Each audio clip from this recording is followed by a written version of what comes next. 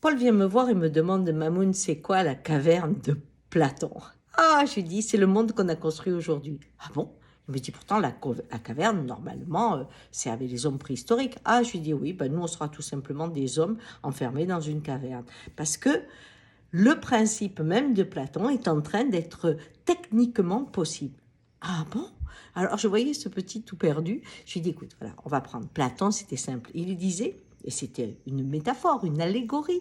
Il racontait qu'on était prisonnier dans une caverne, enchaîné, et qu'on tournait le dos à la porte de sortie, et donc on voyait l'ombre de ce qui se passait dehors, mais ils ne le savaient pas, les gens, puisque dès leur naissance, on les attachait, et ils regardaient sur le mur, eh bien, des ombres où on leur racontait des histoires, tu vois, ça c'est un dieu, ça c'est un méchant, ça c'est ça, et ils passaient leur vie à regarder ça, ils ne pouvaient pas sortir, ils étaient terrifiés, parce qu'en fait, ces ombres captaient toute leur attention.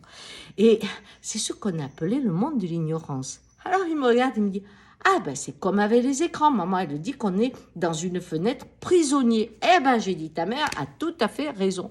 Et c'est ce qu'on fait dès le plus jeune âge. On enferme les gens devant un écran en leur disant, ce que tu vois, c'est la réalité, alors que ça a l'apparence de la réalité, mais ça ne l'est pas. Alors il me dit, comment on fait pour en sortir? Toi, tu ferais quoi pour en sortir?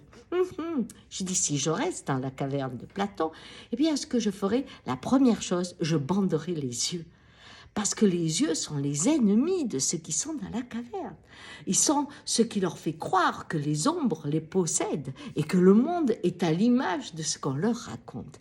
Et je leur apprendrai à toucher avec leurs mains, à sentir leur chaîne, à apprendre à s'en libérer. Et puis alors, ils toucheraient toute la caverne, et à un moment, paf, ils arriveraient dans le vide. Et là, ils sentiraient le vent et le soleil. Jamais avec les yeux, non. Le corps se mettrait à vibrer. Puis ils verraient qu'ils ne meurent pas, qu'ils ne souffrent pas, qu'au contraire, cette caresse est agréable, que ce soleil est magnifique. Et là, ils sortiraient. Et là, j'enlèverais le bandeau. Et ils verraient ce qu'est la réalité du monde.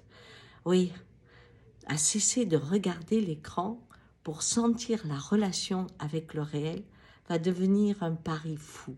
C'est quitter l'ignorance, quitter l'information pour connaître.